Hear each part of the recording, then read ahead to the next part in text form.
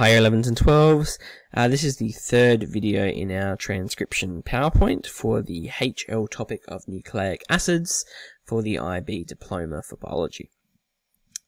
If you'd like to know a little bit about how transcription occurs and how we modify an mRNA strand, you'll need to watch the previous two videos, because this video is just about how we regulate gene expression leading into translation.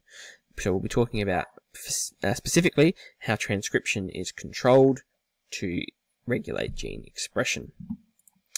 So there's a number of different ways that we can do this. We're going to talk mainly about transcription factors.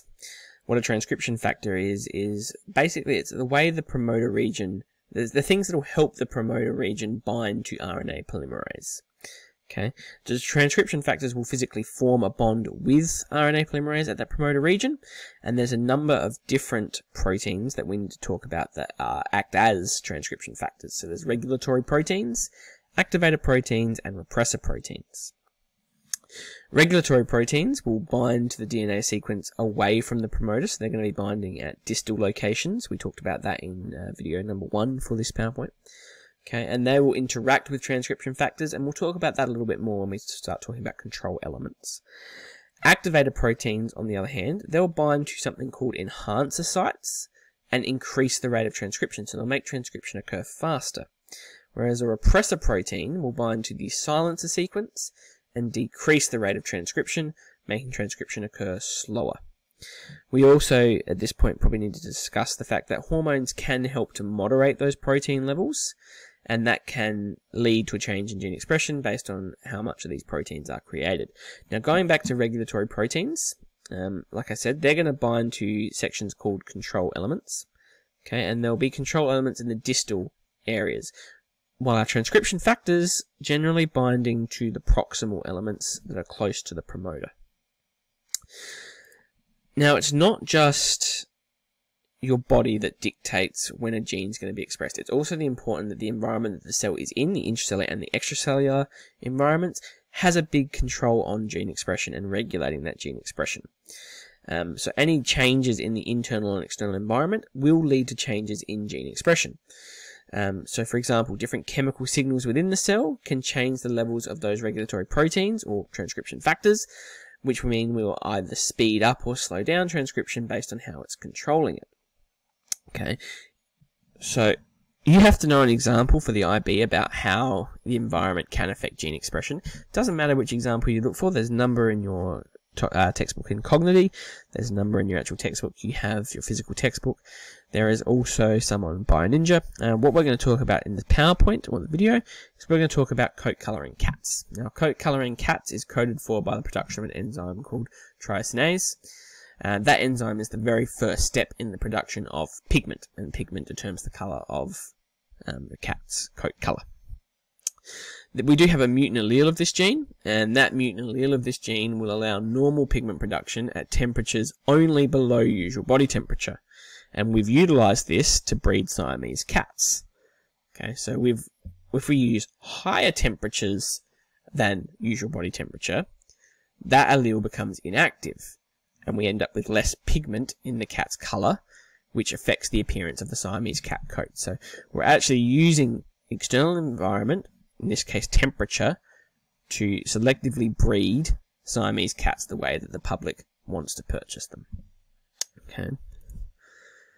We also can use nucleosomes to help regulate gene expression, The way that works, this is a bit of a repeat from last week. So we know that eukaryotic DNA is wrapped around histones, around the octamer, and we form those compact nucleosomes. We also know that they have protruding tails, that determine how tightly that DNA is going to be packaged. Now, we can physically modify those histone tails to change how tightly the DNA is coiled, which will affect gene expression. So the histone tails actually have a positive charge, and they're attracted to the DNA, which has a negative charge. If we add an acetyl group to that tail, which we call acetylation, it removes the positive charge from the histone tail, which means the histone tail is not as strongly attracted to the DNA, and the coil around DNA being coiled around the histone is not as tight, which will increase the transcription rate. You don't need to know why, you just need to know that adding that acetyl group makes the DNA less coiled around, which will increase the transcription rate. On the alternate side of that, we can add a methyl group to the tail, which is called methylation, which increases the positive charge of the histone tail, which means it's more attracted to the DNA, and the DNA wraps around the histone in a more coiled and a tight fashion, which reduces the rate of transcription. When DNA is supercoiled and it's not able to be transcribed, we call it a condensed chromatin form of heterochromatin. Okay, meanwhile, while it's loosely packed and able to be transcribed, so we've got the acetyl group on there, we call it euchromatin. Okay, and different cells in the body will have different sections of DNA packaged as heterochromatin or euchromatin based on the proteins they need. And we found from research that segments of DNA that are permanently supercoiled, and some segments are supercoiled at times when they're not needed, but they won't be supercoiled when we do need them. So they'll change over the life cycle of that cell. But methylation itself can actually affect gene expression patterns. So when you have increased methylation, now methylation is basically you're adding a methyl group to the cytosine base in DNA. Okay, when that happens, we decrease gene expression by stopping the binding of transcription factors. Okay. Again, from research, we know that genes that are not being transcribed have a higher level of methylation than genes that are actively being transcribed more often. That can also be controlled with epigenetics. So methylation is not just a predetermined genetic, this is how much methylation you're going to have. Okay, it actually changes over the course of a lifetime, as we can see in this little diagram here. Okay, so methylation levels can be influenced by your parents' methylation levels, but it's not going to stay to that your whole life. And we've looked at that through research through twins, which we'll talk about on the next slide. Okay, but environmental factors such as diet can actually impact the level of DNA methylation that's actually occurring inside your cells. So yes, we start off with when you're a zygote, there is that genetic information of this is how much methylation you might have. There's an influence of that genetic information. That methylation level can then change based on the diet, maternal diet that's while you're growing as a fetus. That diet can change, and that will affect your methylation levels. Okay, when the child is actually born and it's in its infancy, the exposure to different microbes and pathogens can again affect that level of methylation.